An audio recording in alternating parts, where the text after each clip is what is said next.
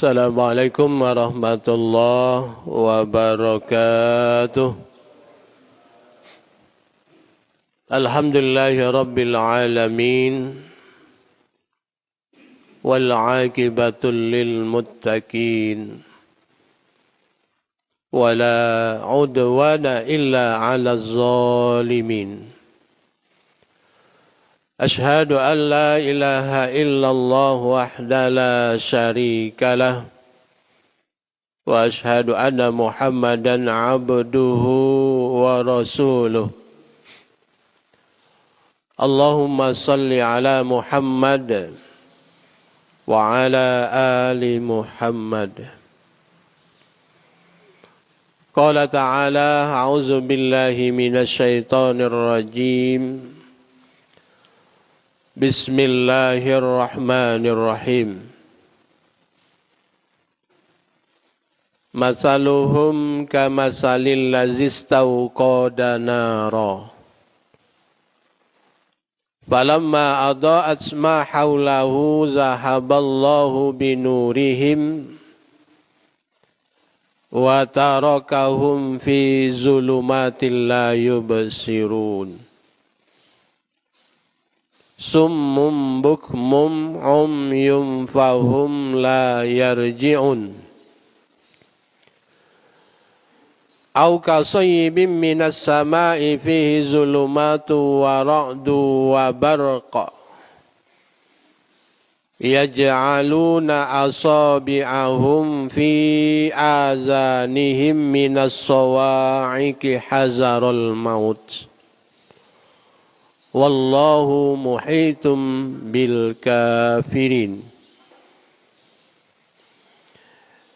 Yakadul barqu yakhtafu absarahum kullama ada'a lahum masaw fihi wa idza azlama 'alaihim qamu walau syaa Allahu la zahaba bisam'ihim wa absarihim. Innallaha ala kulli syai'in qadir. Bapak Ibu jamaah salat subuh Masjid Raya yang dimuliakan Allah. Marilah kita tingkatkan rasa takwa dan rasa syukur kita kepada Allah Subhanahu wa ta'ala. Dengan nikmat Allah, kita dapat kembali hadir menunaikan perintah Allah. Sekaligus bersilaturahim dalam rangka kita sebagai makhluk sosial. Salawat dan salam selalu tercurah untuk Nabi kita, Nabi Muhammad sallallahu alaihi wasallam, keluarga, sahabat, orang-orang yang setia, istiqomah, sungguh-sungguh dalam menjalankan ajaran yang dibawa oleh Rasulullah sallallahu alaihi wasallam. Bapak Ibu yang dimuliakan Allah, pada Jumat-Jumat sebelumnya kita telah membahas tentang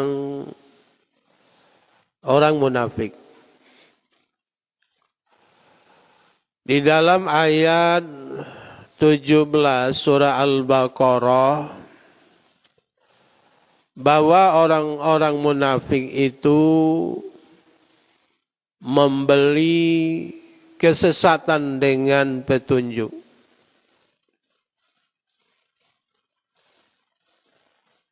Fama rabihat tijaratuhum wa ma kanu muhtadin. Maka tidak akan menguntungkan perdagangan mereka dan mereka juga tidak mendapat petunjuk. Masaluhum kamasalil lazis tauqada nara. Perumpamaan orang-orang munafik bagaikan orang yang menyalakan api. Namanya orang yang menyalakan api, bisa saja api itu hanya sebentar. Bisa saja tidak hidup-hidup menyalakan api. Falamma ada asma haulahu zahaballahu binurihim. Maka menerangi sekeliling mereka. Api yang dihidupkan menyala sesaat sehingga memberikan cahaya, memberikan sinar di sekeliling mereka. Zahaballahu binurihim. Kemudian Allah memadamkan, melenyapkan cahaya itu. Sehingga mereka tidak dapat lagi kembali.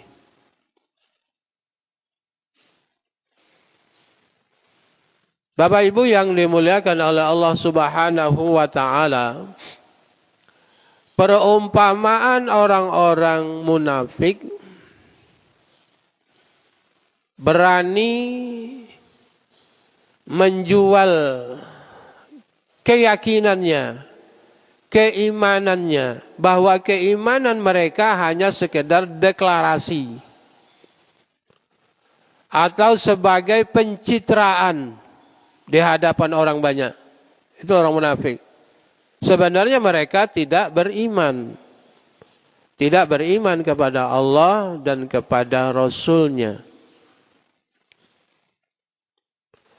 Orang munafik itu berwajah dua. Kalau ketika Rasulullah, ketika di hadapan Rasulullah wajahnya manis. Tetapi di belakang Rasulullah mempunyai wajah buruk. Nah, dalam hal ini Bapak, bahwa orientasi kehidupan orang-orang munafik itu hanyalah untuk mendapatkan keuntungan dunia. Seperti seorang tokoh yang diidolakan oleh orang munafik namanya Abdullah bin Ubay bin Sahil. Tokoh yang digadang-gadangkan untuk maju, untuk melawan Rasulullah, untuk merebut kekuasaan di Madinah. Walaupun Abdullah bin Ubay ini kemampuannya secara umum diakui. Nah, kata lawan Rasulullah seorang nabi. Mereka idolakan kalau seandainya Abdullah bin Ubay ini menang, merebut kekuasaan Madinah, mereka mendapatkan keuntungan. Keuntungan dunia. Samalah zaman ini. Kalau kita bisa memenangkan tim sukses, kaget kalau menang akan mendapatkan kuenya ini. Dapat jabatan, dapat posisi. Di politik balas budi. Inilah yang digaung-gaungkan oleh Abdullah bin Ubay. Kalau aku menang nanti, amanlah kamu. Kamu dapat posisi, dapat jatah. Inilah selama 10 tahun ini dirusak demokrasi yang ada di Indonesia ini. Jadi politik kalau kalah ya balas dendam. Akan disingkirkan lawan-lawan politiknya. Sudah jelas itu. Zamannya sudah dibikin pola seperti itu. Hal ini sudah berlaku, sudah berjalan di zaman Rasulullah SAW berada di Madinah. Jadi di Madinah itu bukan Rasulullah saja yang diangkat menjadi pemimpin oleh orang-orang pada waktu itu di Madinah. Bahwa di Madinah itu ada lawan-lawan politik juga. Sampailah Abdullah bin Ubay ini diangkat, didorong, digadang-gadangkan untuk menjadi penguasa di Madinah. Namun mereka mengakui tidak mungkin di dalam hati mereka melawan seorang utusan Allah. Tidak kelokaknya menang. Terutama terjadinya perang Badar. Perang Badar.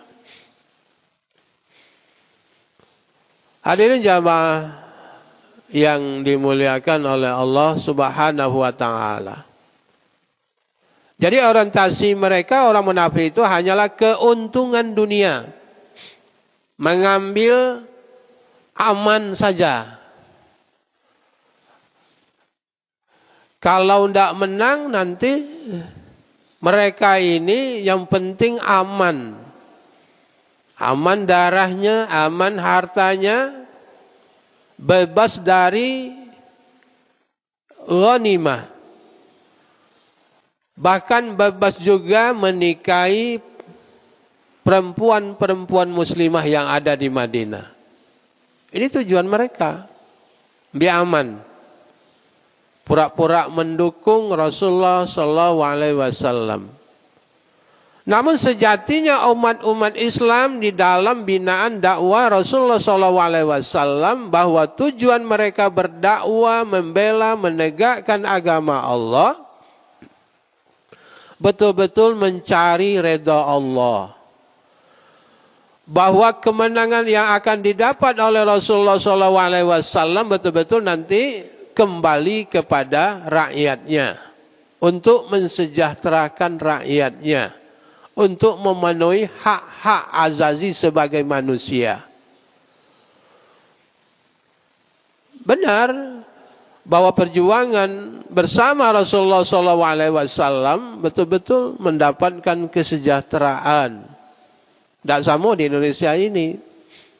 Walaupun sumber daya alamnya kaya, makmur, tetapi kemakmuran itu hanya dimiliki, didapatkan oleh segelintir manusia. Itulah para pemenang, siapa pemenang di dalam kontes pemilihan. Ya.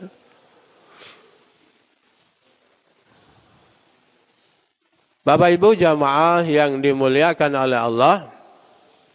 Berikutnya pada ayat ke-18, masaluhum kamasalil lazistau kodanaro. Bahwa perumpamaan orang-orang munafik itu bagaikan api yang menyala. Ada harapan kalau menang. Nak menang, ada harapan tak menang, harapan baik. Ada secerca cahaya untuk mendapatkan kemenangan-kemenangan di dunia. Jadi kalau mereka merasa api yang menyala itu adalah ada secerca harapan untuk kemenangan.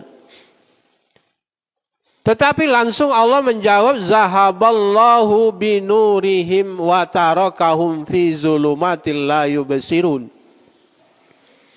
Allah lenyapkan, Allah padamkan api cahaya itu. Wa tarakahum fi zulumatil la yubsirun. Allah biarkan mereka dalam kegelapan. Jadi tadi ada secerca harapan, ya, harapan masa depan agar orang munafik untuk mengunggulkan Abdullah bin Ubay. Tapi Allah langsung jawab, Allah padamkan api atau cahaya. Sehingga mereka berada di dalam kegelapan.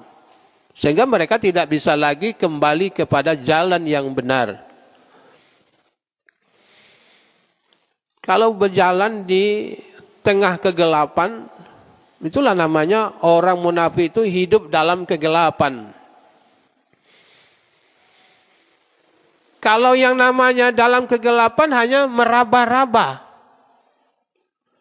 Gelap. Dilanjutkan oleh ayat Allah, summum bukmum umyum fahum la yarji'un. Mereka tuli, bisu, buta. Jadi orang-orang munafik ini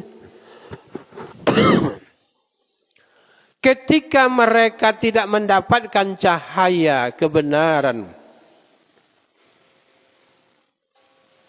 kembali mereka itu tuli. Tuli itu tidak mendengar, walaupun dia punya kuping.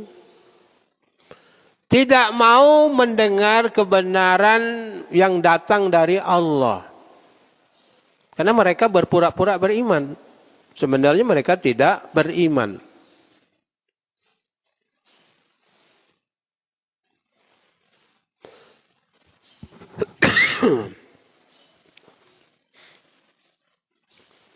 Bapak Ibu yang dimuliakan Allah,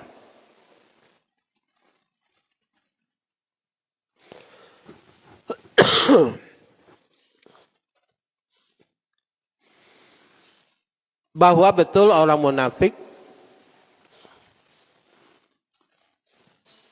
mereka tidak mau mendengar.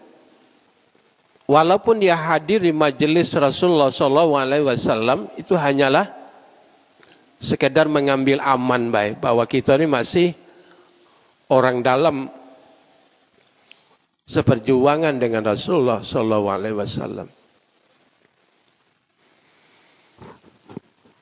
Minta air putih. Air putih.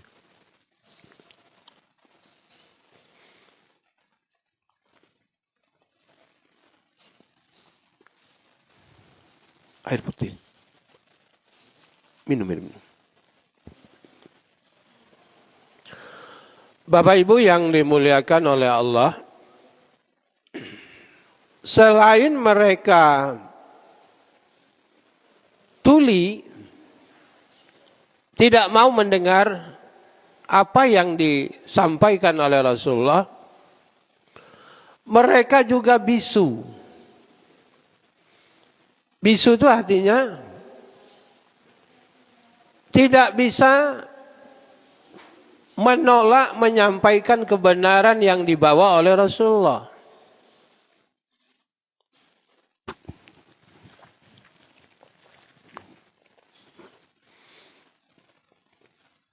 Kemudian mereka juga buta. Tidak melihat. Artinya bukan berarti matanya tidak ada. Tetapi mereka melihat kebenaran itu tidak mau. Bahwa kebenaran itu memang datang dari Allah. Petunjuk itu datang dari Allah. Tapi tentang masalah kebenaran itu mereka tidak mau menerima. Jadi ayat ini sering disalahgunakan oleh orang, summum bukmum umyum fahum la yarji'un. Itu yang pertama, perumpamaan orang-orang munafik. Mempunyai secercah harapan untuk mendapatkan keuntungan-keuntungan dunia.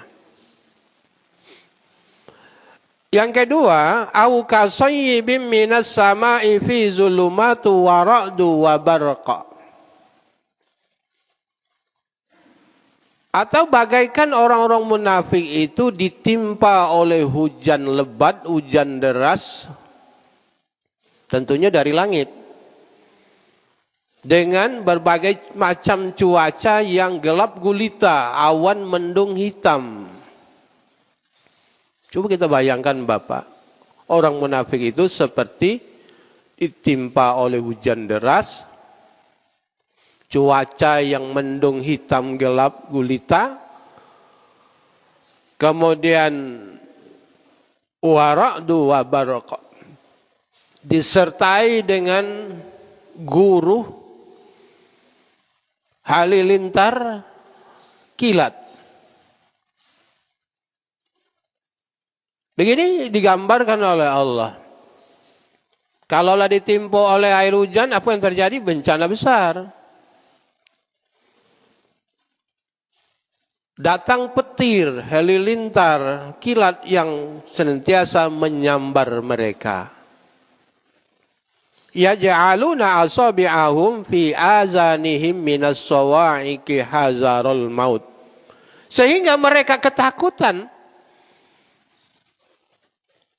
Ya, ketakutan.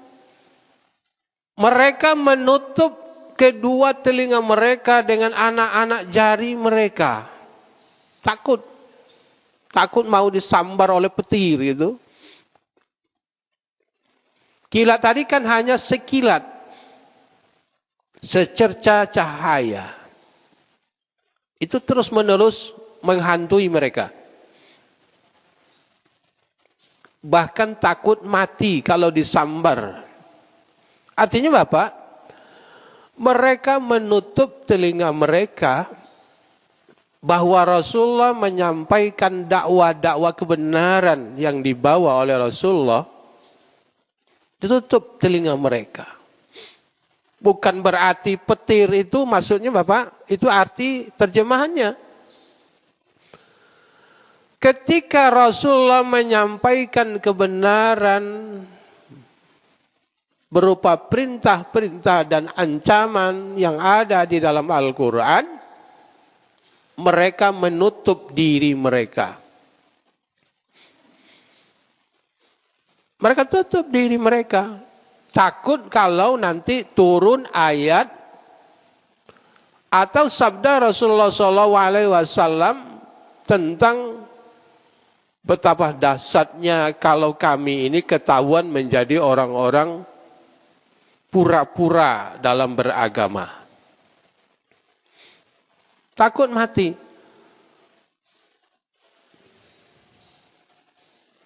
Wallahu muhitum bil kafirin. Dan Allah meliput pekerjaan orang-orang yang pura-pura. Bil kafirin. Kafirin itu bukan berarti orang kafir saja. Orang kafir itu adalah orang yang mengingkari. Itu termasuk orang munafik. Mengingkari apa yang dibawa oleh Rasulullah Sallallahu Alaihi Wasallam.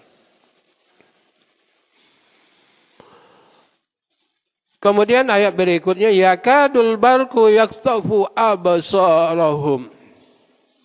Hampir-hampir saja kilat itu menyambar mereka.